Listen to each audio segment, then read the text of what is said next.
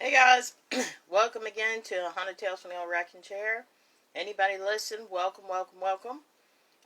It is about that time, so we'll be getting started shortly.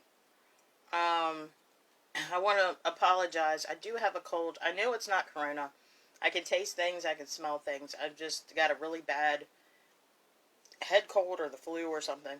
So I apologize because I'm a little sniffly. If you hear me in the background, I am sorry about that. But I still wanted to make sure that I got a live out today, so I'm toughing through it. So I hope you guys enjoy, and we will get started.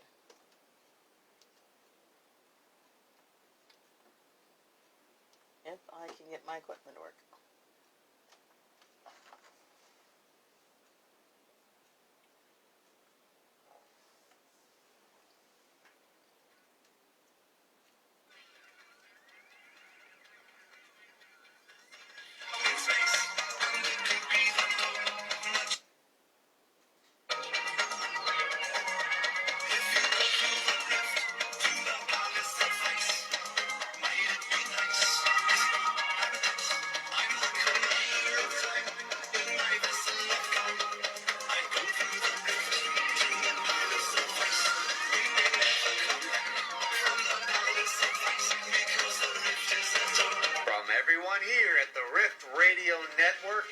To welcome you to tonight's special broadcast.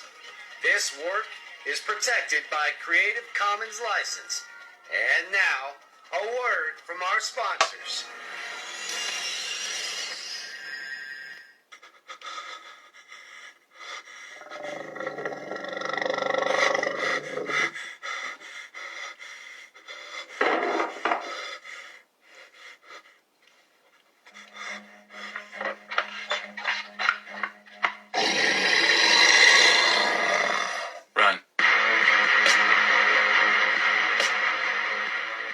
Staunton, Virginia this fall to experience the creepiest place around. Take part in the Ghost of Staunton Tours, produced by Marty Siebel and the residents of Staunton. Ticket prices range from $8 to $13.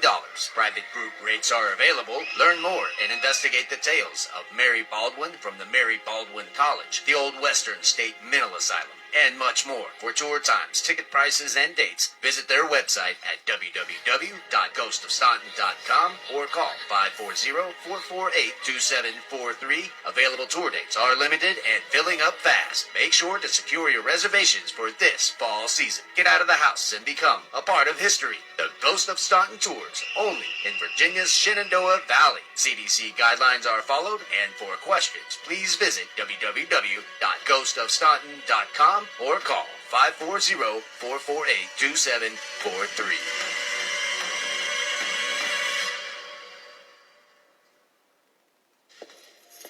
The Skeleton Key.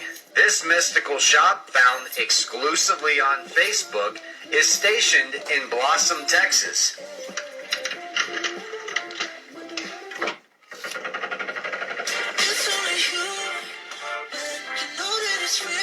Purchase all of your very own unique religious, spiritual, and metaphysical items, to include the beginner altar kits. Find them today on Facebook. Remember, you've always had the key.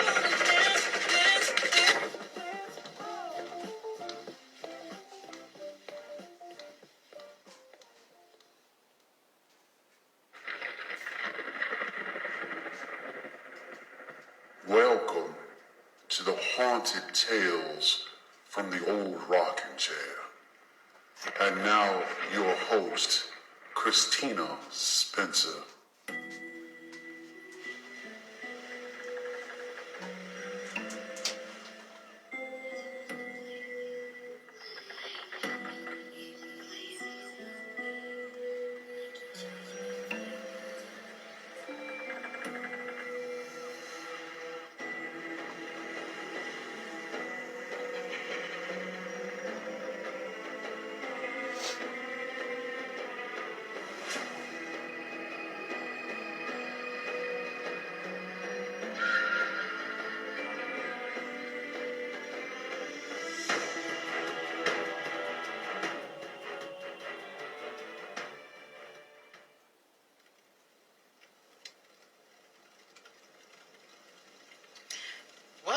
Hello there. Come on in and get cozy by the fireplace.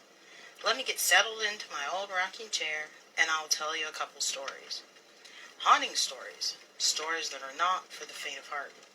Some of these stories may not be about hauntings per se, but nonetheless will haunt you. Because after all, some of the most scary things in life are not ghosts and demons, but the people we cross on the street. If you're brave enough, keep listening. If not, get up and leave now, because you'll never be the same. Don't say I didn't warn you. Welcome to the haunting stories from the old rocking chair.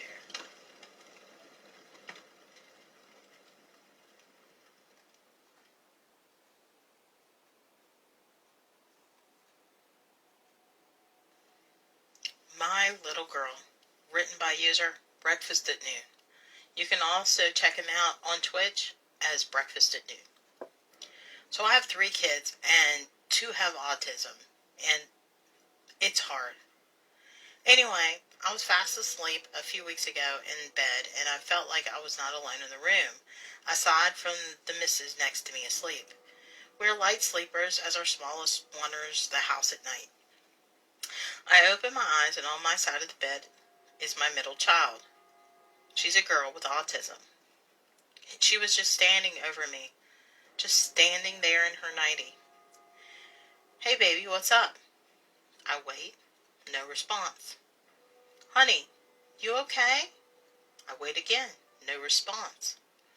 Honey? At this point I'm starting to freeze in my skin because no motion or response. But she has sleepwalked before and done this before, but that was probably about 8 years ago. Without going into too much details why I refused to look away and constantly look at her hands for any kind of objects. Honey, what do you want? At this point, I'm blindly nudging the missus. I'm sweating bricks because this ain't normal now. I hear the missus stir and go, what? But I'm still trying to get through to my girl with no success. At this point, my missus turns on the bedside lamp and goes, what's up? And this was exactly the moment my daughter vanished into thin, like vapor. I swear to God, I almost followed through in the bed. All the kids were fast asleep in bed. I've had a few things happen in the house, but that one was real as the phone I'm typing on.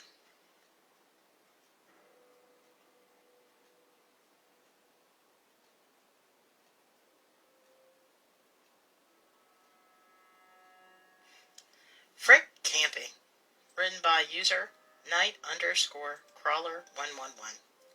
This is the only time I had a threatening skin-to-skin contact experience or encounter. In June of 2019, me and a friend had decided with our girlfriends that we were going to go camping. It's the day of, and we're packing up our shit in the car.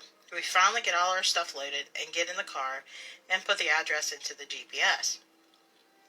We set off on our trip, and after 3 hours of driving and 45 minutes of hearing my friend and his girlfriend argue, we finally arrive.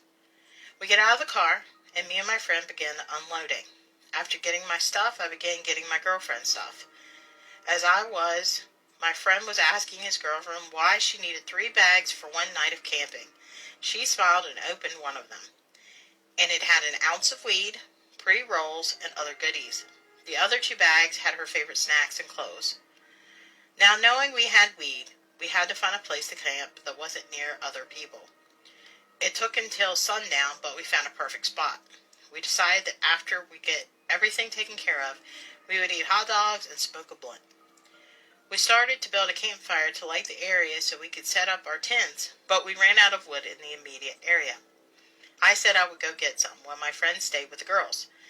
I set off on my journey, and after about 2 minutes, I found some sticks to use. I started picking up the sticks, and all of a sudden, I felt someone grab my wrist. I looked up to see a man with a blank expression. For a man, he had surprisingly long fingernails. He was digging them into my wrist, while trying to grab my other wrist. I turned my head to not see his face and screamed for help, and my friends shouted a response, saying they were coming. After they shouted, I immediately felt relief in my wrist. I wasn't struggling to keep my arms down, so I turned and the man wasn't there anymore. I turned and ran as fast as I could, terrified. I met my friends and said we had to leave immediately. I didn't even explain myself. I just wanted gone. We loaded up our stuff and started the long walk back. We get to the car and load our bags into it. I explained what happened as we were walking back, and it scared them enough to make them want to hustle. I have a picture of my wrist immediately after, but my iPhone broke and my iCloud wasn't backed up, so I lost the picture. I do have a picture of it, though. It has since then become a scar, which shows just how much force he put on it. I will post the picture on the profile for anyone interested in seeing it. It was absolutely terrifying. And here's the picture. Hopefully you guys can see it. But yeah, you can actually see the moon shapes of the nails. It's pretty interesting. I was almost kidnapped by a priest. Written by user dramatic_version 5120. Intro. When I was about 9, I visited my aunt with my family because we had not seen her for a while, so we figured visiting her sometimes would be nice. Just a quick side note, this aunt is from my dad's side of the family. My dad's side is really Christian. My dad didn't jump on this bandwagon, though. So fast forward a couple hours of boring car driving and we arrived. We talked to her for a bit, and since her 2 kids and husband were gone because they were going to a Lego convention, my uncle is really into Legos, and his kids kind of followed him on that path. It didn't take too long for our little chat to end. Going into the church. After we had dinner with her, she asked us if we would be interested to visit the church that was across the street. The town she lived in was small, so things were kind of tidy, hence the church literally being across her house. And we said yes, of course, because we had nothing else to do. She smiles, grabs her church keys, as she was part of the staff that worked in the church, and the church was sort of a community building/church, if that makes sense. And after 5 minutes of walking, we arrive and go inside the church. Now, around this time we arrived, it was already like 8 p.m., since we had to enter pretty late, and like an hour later than usual. Meeting the priest. Because it was night, the church was closed, and only staff were allowed to be there after opening hours. Reminder, this was a sort of community building also. So we walked in a closed church at night with all but a couple lights on. It was on its own creepy enough. We arrived in the center part of the church that overlooks the organ, which looks really pretty, by the way. And we see the priest is still there sitting in one of the praying benches, or however you call those. Our aunt approached the priest, and the priest looked surprised since no one but staff was allowed in the church. So bringing family alone really wasn't allowed. He doesn't make a big deal out of it, though, and actually seems happy and insists us staying and for us to look around wherever we want. The creepy encounter with the priest. My mom and dad said to my brother and I that we were allowed to explore the center part alone. This was not that big, since this was a church cramped into a community building, so there was no reason for concern. My first entrance was the room in one of the small side towers that you were never allowed into, so I went and checked that out. The priest starts following me around. I figure he's just checking up on me to make sure I'm not stealing stuff and so on. But he walks into the small room with me and starts asking me all these weird questions, like, and I quote, "Are you a virgin?" I was around 9 at this time, so of course I was, and that's also how I responded. I told him that I obviously was, since I was just 9, and he responded by asking me about my sexuality. And at this point, I started asking him why he was asking all these weird questions about my sexual interest, when first I was just 9, and I just met the guy. I didn't even know his name. He told me not to question him, and at that point he started touching me on my shoulders and slowly walked behind me and started massaging my shoulders.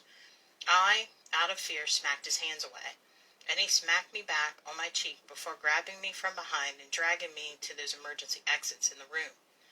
Also, if you're wondering how my parents didn't hear any noise, nor saw any of this, they followed my aunt to the doping room because they had never seen one and was interested. Their interest was piqued. I struggled from the guy's grip and was able to get free, which wasn't too hard. The priest was an old man, and he was around 60 to 70, so he wasn't that strong anymore, and I ran out of the room and headed straight for the exit, trying to find my parents. Now, the exit was locked, of course, so here I was, stuck in the center part of the church with a creepy priest that wants to kidnap me. I quickly ran into a random room on the left side of the hall, and this luckily turned out to be the doping room, and there were my parents, confused, and they didn't even believe me because I was over-exaggerating situations a lot as a kid. I insisted on leaving the church with my aunt and parents, and so eventually my aunt unlocks the door and we all leave. The priest during all this had returned to his praying bench and pretended like nothing ever happened. And I wanted to confront him, but I knew no one would believe me, so I was best off just leaving the place as soon as possible. Returning home. After returning to my aunt's home, we talked for a bit, but convincing my family seemed impossible, so I just accepted the fact that they'd never believed me and bottled up all my emotions. Conclusion and how I deal with it. When this happened, I had struggled with it for a couple of days since it happened, but I'm not one to let these kind of things bother me too much, especially when no one believes me. And only me and the weird priest know what really happened that night. As of now, I kind of forgot it ever happened, to be honest with you. I just kind of relived this memory so you, the reader, have something fun to read.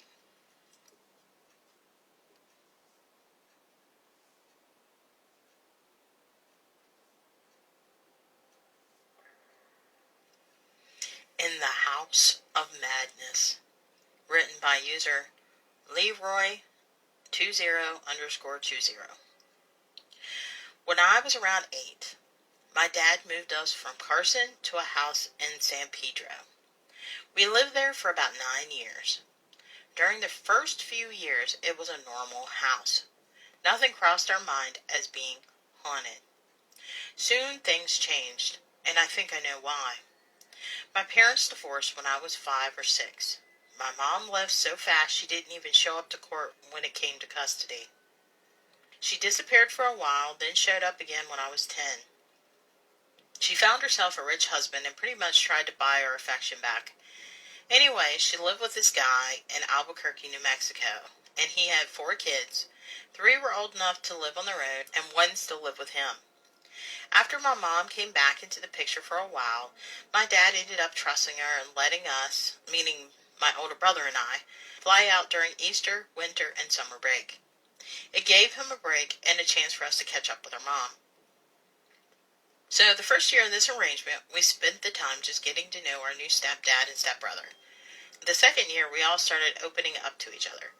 Our stepbrother enjoyed trying to spook us out all of the time, telling us about La Llorona and other folklore.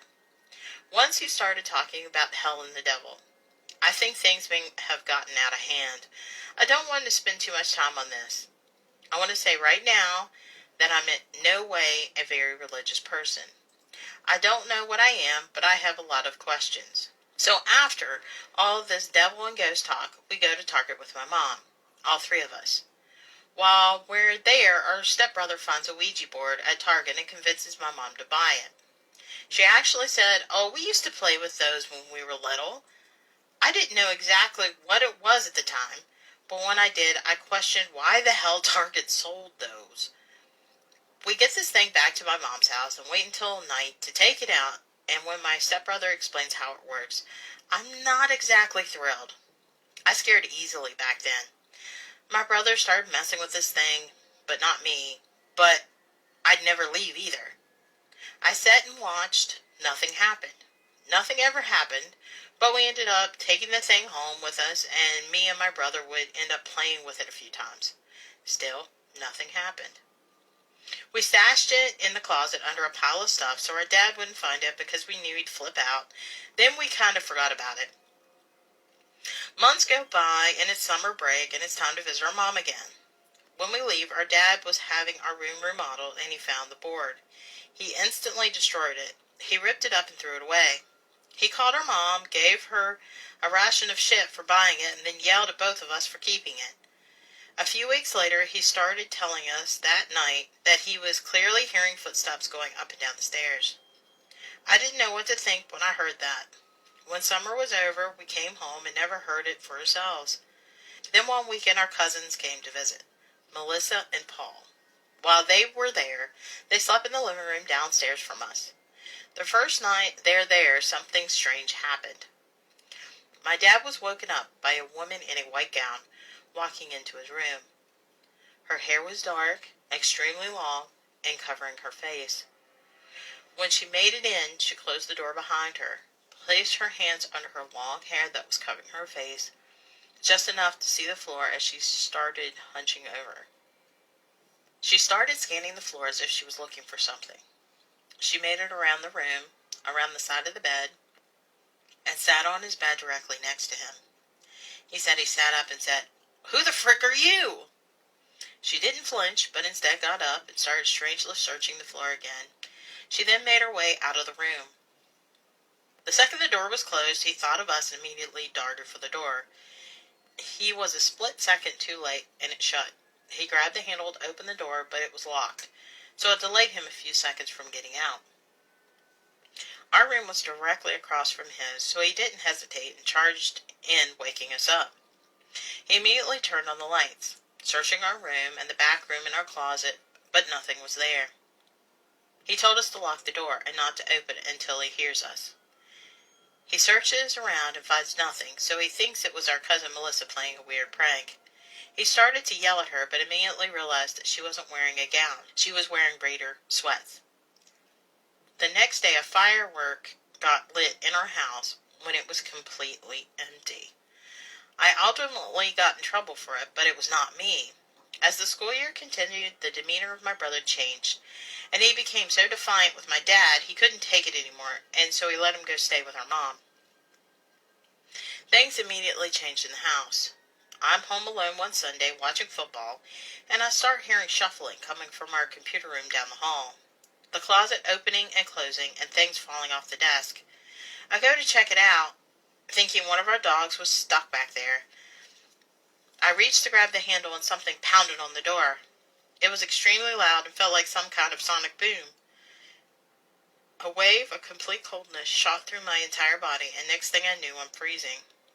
It was a hot summer day.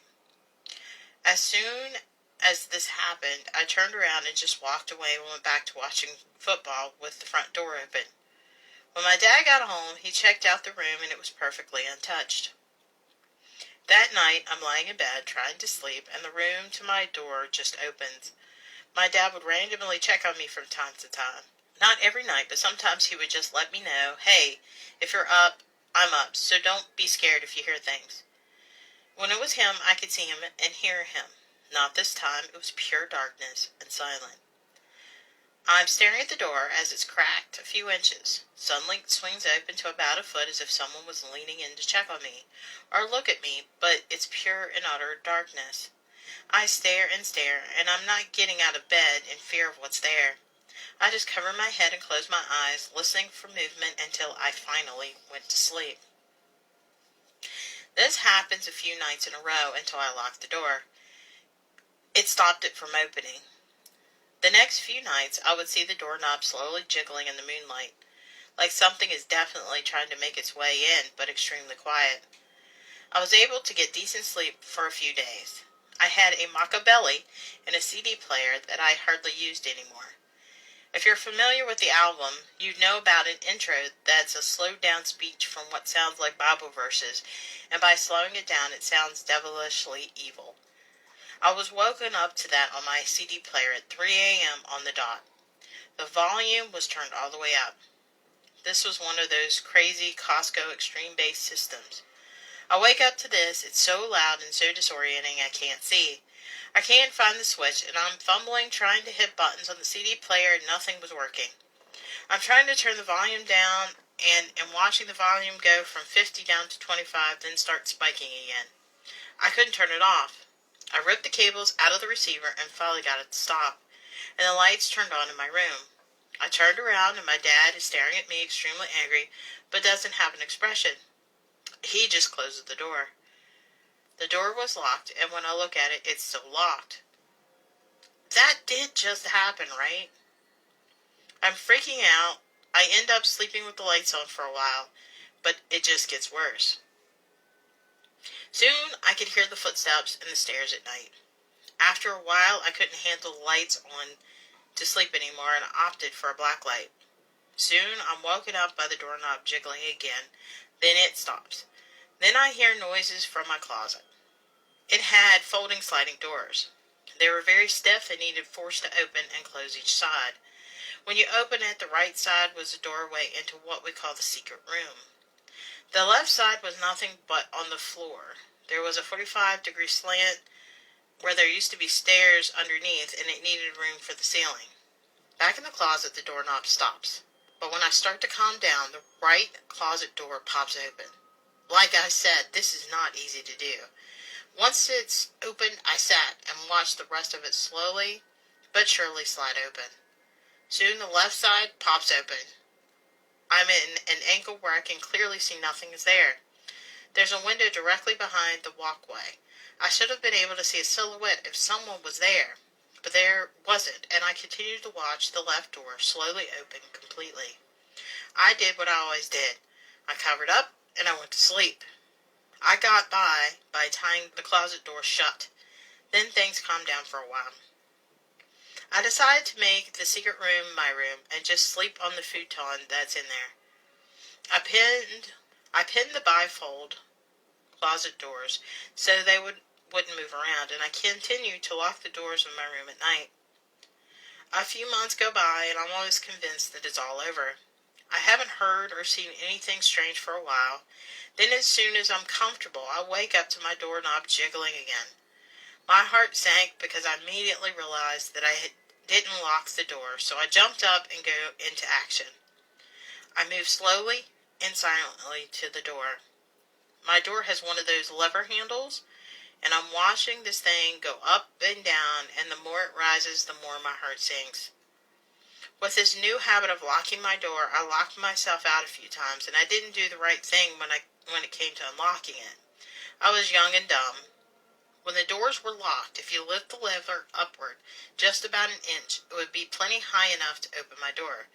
It's only like that when you lift it up. As I'm thinking, please don't go any higher, it was like it was reading my mind and was using all of its energy to do just that, and getting higher and higher. While it's doing this, I think I have to lock this door, but how? Well, from locking myself out and getting in myself, that means I had an unorthodox way of locking it from whatever damage I did. You have to lift up and twist right before it's about to open. I timed it, and just then I grabbed the handle, lifted it, and twisted. Leaned in to make sure it was closed, then stepped back. Violently jiggling and pounding continued for about 20 seconds. I screamed for my dad, but nothing. I scream, and I scream, and I scream, but nothing. He showed up way later, but somehow didn't hear anything. I lived like this for years. We eventually moved, and it stopped for a little bit. As I was writing this, I remembered one more thing that happened, and here it is. This was when my brother was gone. My dad was having the walls painted that led up the stairs from me constantly dragging my hands from riding a skateboard deck down the stairs when he wasn't around. Me, my dad, his friend, started the job, and this requires moving the handrails on the wall that ran the entire length of the stairs, around 20.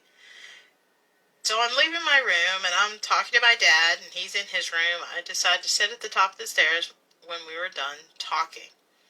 I go to get up. The second my butt leaves the floor, I feel two hands push me in the back, and I go tumbling down. I'm going front flip, and I'm rapidly reaching the bottom. I didn't want to reach the bottom, so I reached out and grabbed the handrail that was luckily lying on the floor. I was fine. My dad saw me and wondered what I was thinking when I got up from the sitting position. I'm accusing him of pushing me, and my dad's friend is sitting there baffled from what he just saw.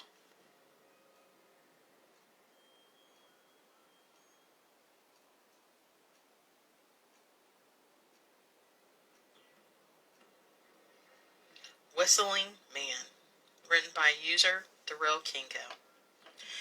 Hey, just for some context, I'm a 16-year-old male. Last year I got into a horrible accident which resulted in me almost dying. Because of the accident, my chest and my breathing starts to hurt at random moments.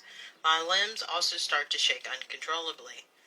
I live in and was raised on the countryside. We live on a big property with a lot of bushes and trees. I'm also very paranoid and I don't trust any strangers. So it's 1:30 in the morning. I'm watching a movie on the couch, and my parents were asleep, and my sister was out drinking, when suddenly I see the motion detector light flip on outside. The shutters were shut, but the light is so bright you can see cracks of light coming through the shutters. Then I heard the back door rattle. I thought it was my sister who had come home from drinking.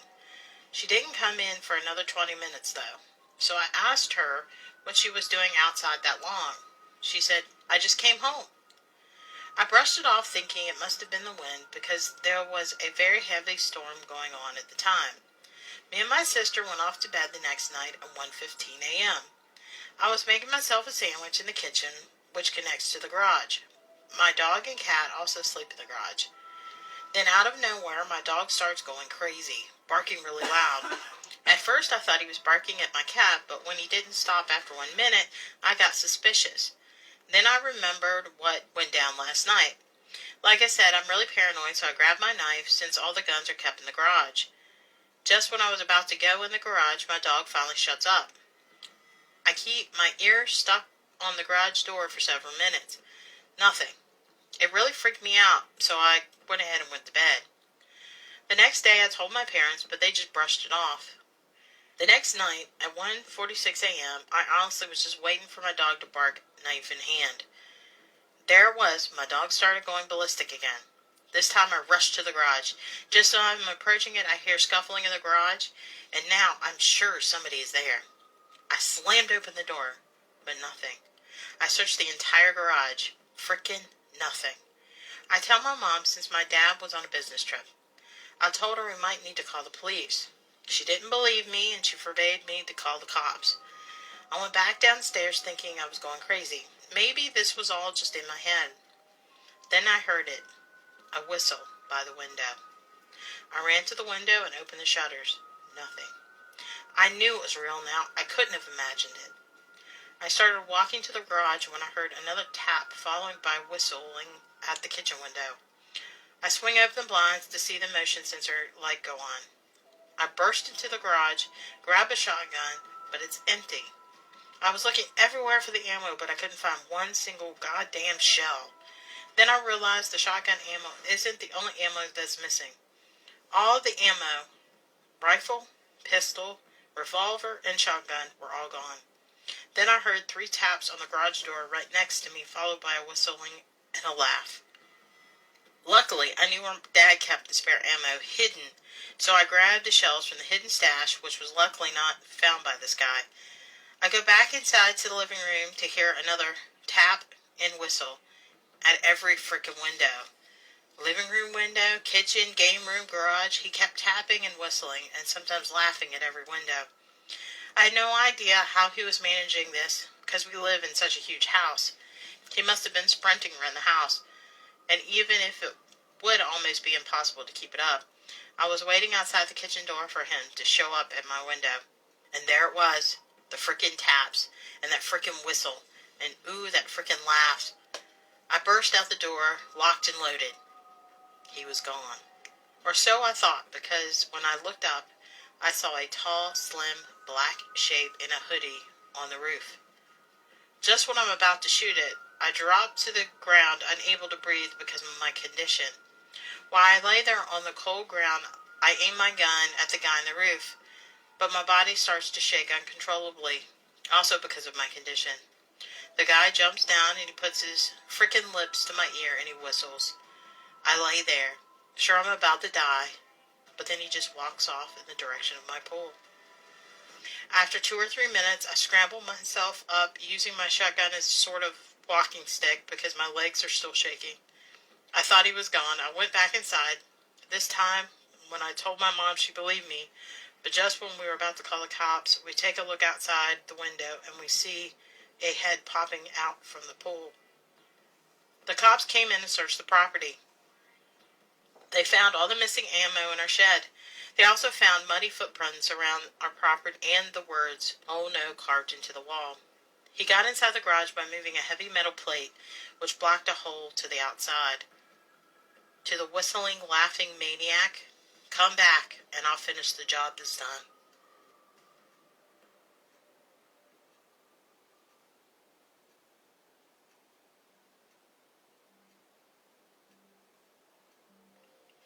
Scariest experience of my life, a true story.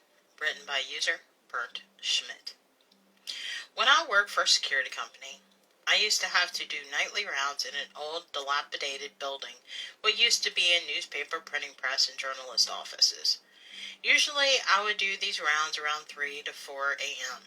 The building was 5 stories, and on each level, there was a small metal cylinder attached to the walls and doorways, which necessitated the use of a diggy stick, which I'd press into the points, which registered to the main office to prove that I was doing all 5 floors end to end. Some of the building was lit, as during the day, workers would be inside servicing the electric panels or tearing apart floors. When I did these rounds, nobody but me would be in the building. It had a cold chill inside at the time from the winter air. Walking through a large abandoned building in dead silence, I admit, was somewhat creepy. The smell was old and stale. Sometimes I'd hear strange noises, but nothing too serious. I felt generally comfortable in the building except for one floor. Floor 3. One end of the floor was lit by an overhead light around the staircase, but the other end, which stretched a good 10 to 15 yards, was pitch black. Whenever I'd make my way down that hallway, which you could only go left, to another hallway, to which eventually led to an open room with short, segmented cubicle walls, previously an office floor, and on the other side, dark, open bathrooms, which looked like something out of Silent Hill, I always felt uneasy, extremely uneasy. That feeling some get when they say it feels like I was being watched, yeah, that was me. One night, while making my way through the darkness of the floor, I felt something touch the back of my neck. I swatted at it, thinking maybe a spider had landed on me. But no, nothing there. I showed my flashlight everywhere and found nothing. The hair stood up on my neck, and I made a run for it. I looked back behind me, ignoring the final diggy point I had hit, which involved me walking the full stretch of the hallway, through a door to another creepy dark room, hitting my point and going back to the eerie hallway, and finally back to the light. And I swear I saw a shadowy mass moving about near those dreaded bathrooms. Later on that night, I went to evaluate a guard at another site. We used to work in the building 4 years ago, when it was functioning with employees. I started to tell him about that building, and I said to him, "Yeah, I got weird vibes on," and he immediately interjected with, "The 3rd floor?" I was dumbfounded, and my creep meter shot so high it broke the glass. I asked him what he meant by that before revealing my story. He told me that a woman had committed suicide on that floor. Her husband had left her, and she got up from her desk, walked to the window, and leapt out, landing like a splattered pancake in the parking lot. Not long after, the woman on that floor refused to stay past 4, and they all avoided the bathrooms. They made claims of hearing voices and seeing shadows out of their peripherals, among other things.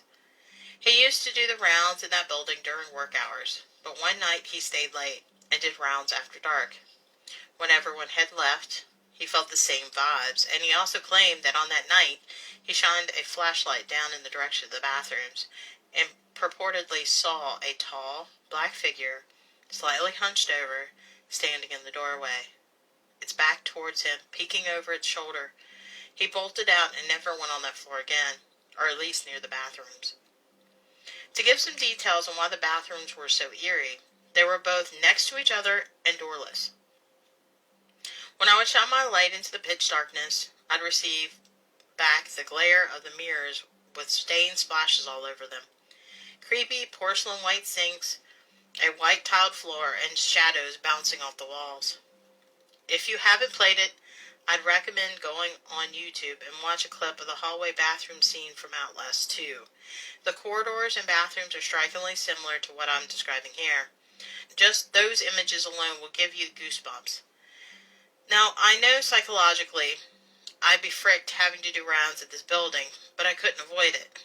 Our company was contracted to have a guard walk the grounds twice a day.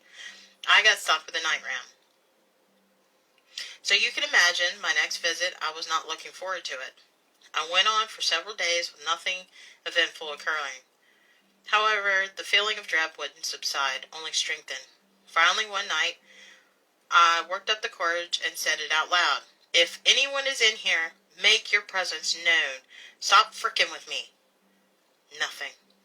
I continued down the dark hallway, through the door into the dark room at the end, flashlight in hand, hit my point, and re-entered the hallway, passing the bathrooms and going to turn right into the dark, open cubicle area. Suddenly, the temperature plummeted rapidly and I froze. I can't explain it, but I got this sinking feeling in me that something was right behind me. Now, I know that typically when people give their accounts of seeing ghosts and demons, it's usually just tricks of the light or their own mind seeing something that isn't really there. But mentally, they somehow contort reality to fit their skewed beliefs, and they're seeing something which is not there. Well, I've had that happen to me before, and this is not one of these instances. I was completely awake, engaged, and lucid. Hell, I'd never even really believed in the paranormal or demonic. I was never religious. Anytime I thought I saw a ghost or a spirit, I was able to conjure up a reasonable explanation. Like a shadow, creaking in pipes, house settling, dogs barking outside, etc. Believe me, I've tried over and over to rationalize what I'm about to tell you, but I just can't. I was as much a skeptic as any scientist on Earth. What I was about to confront was absolute, formed, and not by any means a trick of the light or peripheral movement. I started to walk faster, praying to reach the end of the darkness. My gut told me, don't turn around. Just don't turn around. Don't turn around. But I had to. I couldn't wonder anymore. So I turned. I looked behind me into the darkness, and I shuddered immediately and jumped back. What I saw was a deep black figure, darker than the darkest corners of the floor by far, with frizzy hair. It was tall, with arms much longer than a man's, and in the quickness of the situation, what looked like long fingernails or claws. At first I couldn't believe it. My rational brain deduced that I was staring at a tall, homeless man or woman hiding in the building. I even called out, "Hello?" I was frozen in place, my heart about to punch a hole through my breastbone. This thing, still and silent, bent down. It got on all fours and started running at me full speed. And the way it was taking its strides in that split second were short, very fast movements, like a crippled dog chasing the mailman. I turned and sprinted so fast towards the exit door that I fell forward, slamming myself into the door. I opened it and ran out, but turned around one last time and shone my flashlight directly back where I encountered this thing. There was a beam that ran from the floor to the ceiling, with a breaker box attached to it, and the door to the box was flapping back and forth, making banging sounds each time it hit the beam. I watched until it stopped. Something had slapped it. You could deduce the wind from me running could have caused this, but it was a good 15 feet away when I passed it, and on the opposite side of the beam. This couldn't have happened. After this, I still had to do rounds on this building.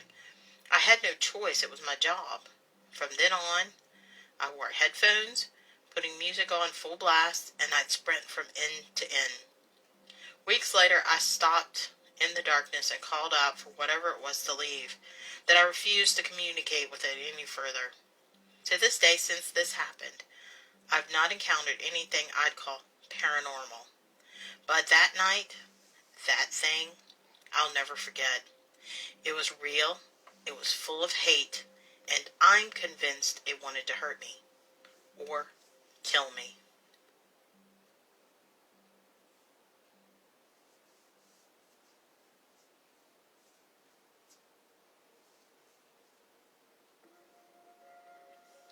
My life is forever changed.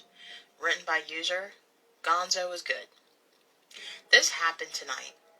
My son's birthday is today. We are all currently quarantined due to being exposed to someone who has COVID.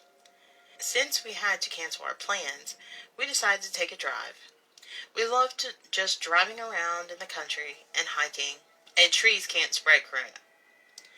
We went to an old church/Masonic lodge. It's now not used at all. That is the hometown famous for a big goat statue mounted on top of the steeple. The statue was a gift from someone in Dundee, Scotland. It is a very old place. No one was around, so my son and I decided to look around. We got to ring this huge brass bell by pulling on a rope. My boyfriend and other son were far away from us in the empty parking lot. We left and they were amazed at how loud the bell was. Anyway, we kept driving and exploring until it got dark. My oldest son said he wanted to stop at the graveyard and then go and ring the bell one more time. It's his birthday, so I said, "As you wish, my darling." We walked the graveyard, paid respects to extremely old graves, and even picked up trash. We always do this when we go hiking and exploring.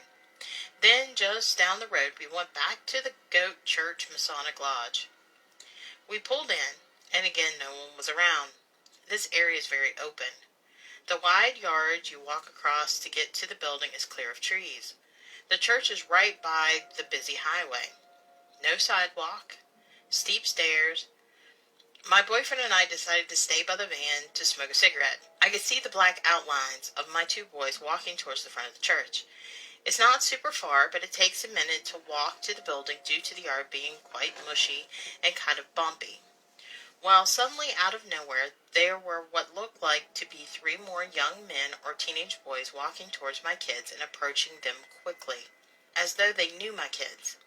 Well, my first thought was, okay, I better get over there and make sure those boys aren't up to no good. But I also thought, where the hell did they come from? I immediately walked towards them to make sure all was well. I heard the bell ring. Then suddenly one of the unknown silhouettes charged at my oldest son. And as this happened, my boyfriend ran with his knife out, yelling, "Hey!" at the people. He ran around the corner to approach the group. I was behind him, but not as fast. As I approached the steps, my boyfriend and my kids were starting to run to the car. There was no one there but my family, and I said, "Where are they?" They just replied, "Go, run, go, Mom, run." I repeated, "Where are those people?" as I ran. They replied, "There are no people, just go." We all skedaddled back to the car. On our way home, of course, we talked about the insane experience the whole time. We saw 3 people walk up to my kids, right next to them. It looked almost like they had all planned to meet there. They were walking as a group until one started running towards my son with intent, but my boys never saw them. There was no one there. There is no way they couldn't have noticed them, and nowhere for them to hide either. It's all very open there, so there's no real hiding spots. The boys also described how when they reached the steps it felt like a dream. They got nervous and they quickly rang the bell before my boyfriend got to them. They both rang the bell. This brass bell is old and loud. It can be heard far and wide. Both boys rang it. I only heard it once, and I saw 3 people disappear. My boyfriend and youngest son felt nervous and negative and scared the whole way home. My oldest, my birthday boy, and I were excited and felt no malignancy whatsoever. My oldest and I have always loved all the things paranormal, but tonight removed that little piece of doubt in the back of my mind. I never thought something like that would happen, not just to me, but my whole family. We prayed for protection on the way home and got home safe and sound. You never know, you guys. Anything can happen. I'm open to any and all theories on this, both supernatural and pragmatic. I've went through every scenario possible, but it just doesn't add up.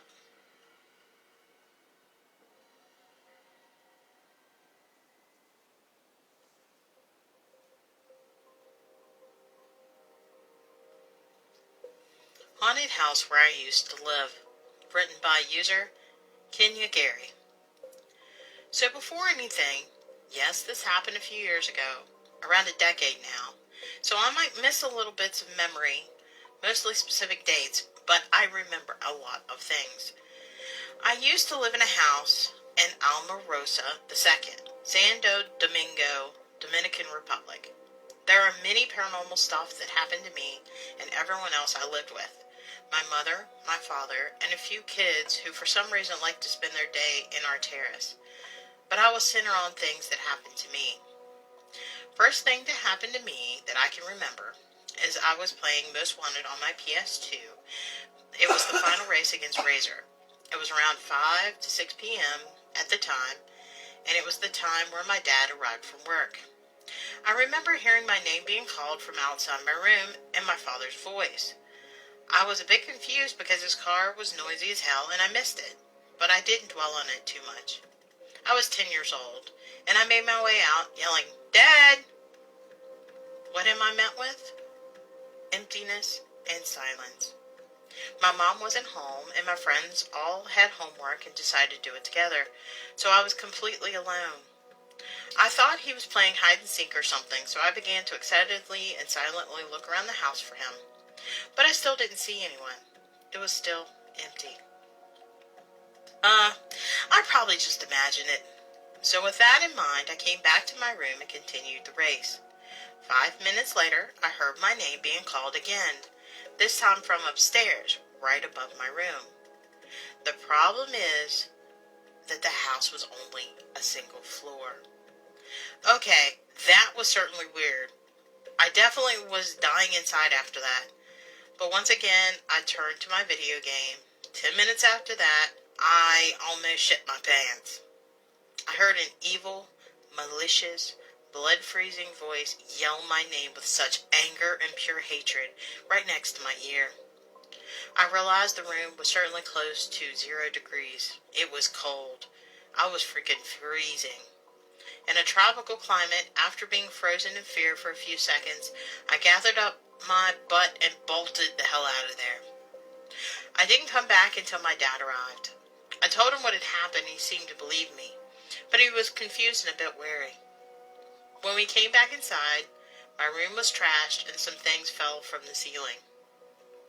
However, we are saving up for something really important, so we had to stay in that house for a few more months. And of course, many other things happened. Some less aggressive, some others even more aggressive. I'll be sending some other things that I remember every week or so I have plenty of time to think well about it and fill or remove the gaps and skip the inconsistencies. But yeah, this is the first paranormal event that ever happened to me at that house.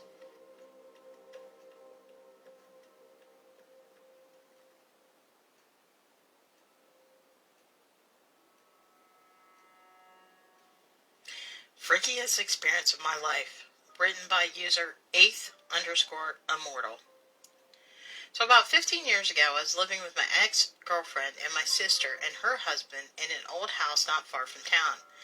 Within the first few weeks of living there, strange things were happening regularly. Lights going out randomly, noises upstairs. At one point, one of the windows at the back of the house was cut, like someone went at it with a glass cutter trying to break in, but gave up on it and left. Creepy stuff like that. That was bad enough, but things got pretty severe as time went on. One week in particular was crazy. The first thing that happened that week was on a Tuesday night. Everyone was working, and I was home alone watching TV when I noticed our cat was acting really weird. Backed into a corner and arched up like it was scared. When I went to get up, the electricity went out in the house, and it was pitch black inside. The second that happened, I heard really loud footsteps running down the stairs at me. I got up and braced myself for whatever it was, but there was nothing. I gathered myself up and went outside to the front garden to check if other houses' lights were on, but my house was the only one that was dark. I went to the fuse box and reset the trip switch, and all was back to normal. A few days later, I think it was a Thursday, we were all in the sitting room watching a movie with pizza. Lights on and a good atmosphere in the house. When out of nowhere, a massive bang happens upstairs. We go up to check it out, and I went into our bedroom and saw my bedside table in the middle of the room. But the worst and last thing that happened to me was on a Saturday night. I'll never forget this. It still gives me chills when I think about it. We go to bed. Everything was normal. We watch a bit of a movie and fall asleep. I wake up facing the wall and glance at the alarm clock. It read 3:13. I turn over to go back to sleep, and I see my ex standing in the middle of the room. Confused, I begin to sit up and ask her what's up.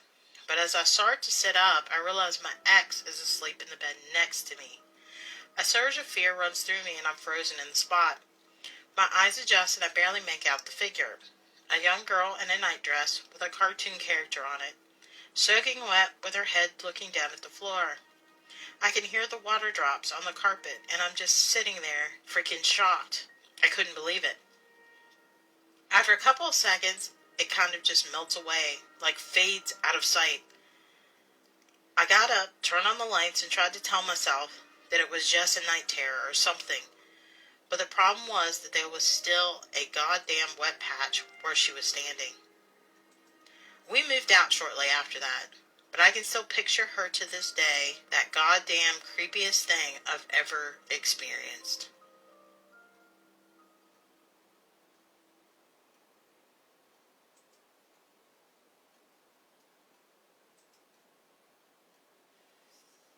Doppelganger in the Woods.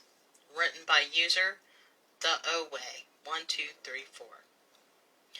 I've read some great retellings on this sub and thought I'd share my own. In short, I'm a skeptic about pretty much anything supernatural, but there are two events in my life which still give me chills to this day, which I cannot explain. In accordance with the sub's rule, I'll tell my first story and post the other one another day. This happened many years ago. I was a teenager hanging out with my brother and friend. We lived in a rural area. We got bored as teenagers do and decided to ride our bikes through a wooded area to check out a nearby stream. Heavy rain had passed through earlier in the day, so we were curious to see if the stream was fast flowing. We got to the stream, nothing too exciting there, and chilled for a few hours. In the afternoon, we decided to head back. My brother and friend jumped on their bikes and started riding ahead of me. I got onto my bike and had a strange feeling like I was being watched. I scanned the trees surrounding me, when suddenly someone leaned out to the side from a large tree no more than 25 feet away from me. This person had a big grin on their face. Most importantly, this person was me. I was staring at another me, grinning at me from behind a tree. I was frozen. I wanted to yell, but I was so confused and terrified that no words would come out. I remembered the terrible feeling of dread that washed over me. I blinked, rubbed my eyes, and then the apparition had vanished. I rode hell for leather back home and don't think I slept for a week. I went back to the stream a few more times in my youth with my friends, and nothing like this ever happened again. The logical part of my brain wants to say that my eyes were playing tricks on me that day.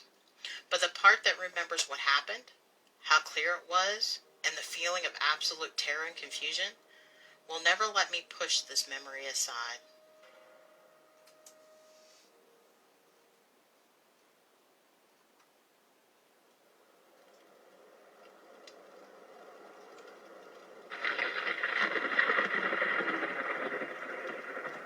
I hope you all enjoyed all of our haunted tales this evening.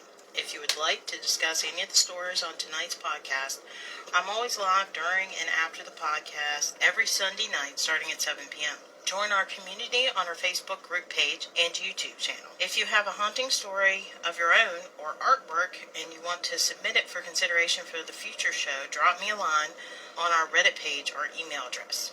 All our links are below in the description. Special thanks to Dark and Mood for all his wonderful art that you can check out on his Reddit page. I want to thank all our brave storytellers, for without them, there would be no show. A detailed list of story credits are in the description. But most importantly, I want to thank you, the listener, for taking time out of your day to listen to Haunted Tales from the Old Rocking Chair. I hope you have a wonderful night.